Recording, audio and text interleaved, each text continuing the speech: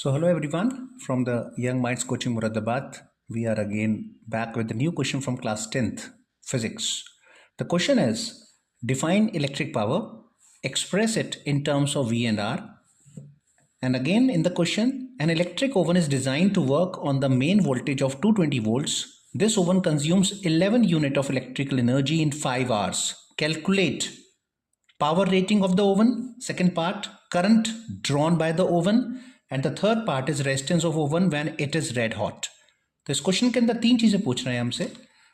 पहले पूछ रहे हैं इलेक्ट्रिक पावर क्या होती है, उसको हमें वी और आर की टर्म्स में लिखना है. फिर उसने एक न्यूमेरिकल दिया है एक ओवन के लिए, और ओवन जो है वो 220 वोल्ट से जोड़ रखा है हमने, और वो कितना कंज्यूम करता है इलेक्ट्रिकल एनर्जी 11 यूनिट की, और 5 घंटे, वो 5 घंटे के लिए चलाते हैं उसको. तो हमें क्या निकालना है, पावर रेटिंग ओवन की, current drawn by the oven और रेजिस्टेंस.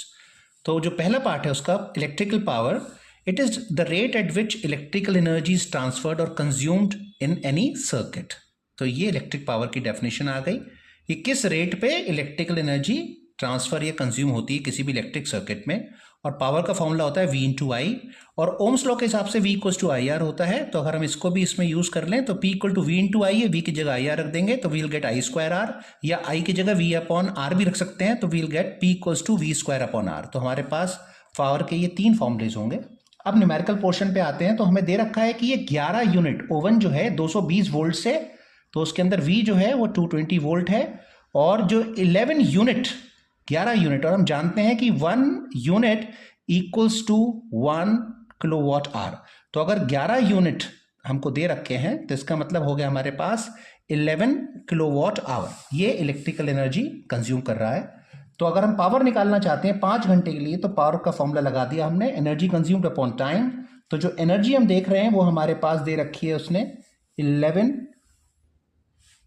किलोवाट आवर, और यहाँ पर एनर्जी कंज्यूम्ड 11 किलोवाट आवर आ गया यहाँ पे, और अपॉन टाइम हमारे पास अगर हम देखें तो हमें 5 घंटे दे रखे हैं, यहाँ पर 5 आवर्स आ गया, और ये हो गया 11 किलोवाट आवर. आवर से आवर कैंसिल हो जाएंगे, और अगर हम इसको सॉल्व करेंगे तो विल गेट 2.2 किलोवाट. ये हमारा पहला पार्ट हुआ जिसमें हमने पावर निकाल ली. इसको हम वॉट में कर सकते हैं, दैट इज 2.2 इंटू 1000 वॉट कर लेंगे, और यहाँ से हमारे पास 2200 वॉट. ये पहला पार्ट हो गया हमारा. दूसरा पार्ट पूछ रहे हैं current drawn by the oven. तो अगर हम करंट के लिए बात करें तो हमारे पास फॉर्मूला है P equals to V into I, और हमें I निकालना है. तो I हमारा बन जाता है P अपॉन V. तो पावर हमने पहले ही निकाल ली है 2200 वॉट, और जो वोल्ट है हमारे पास वो इन्होंने दे रखे हैं हमको 220 वोल्ट, 220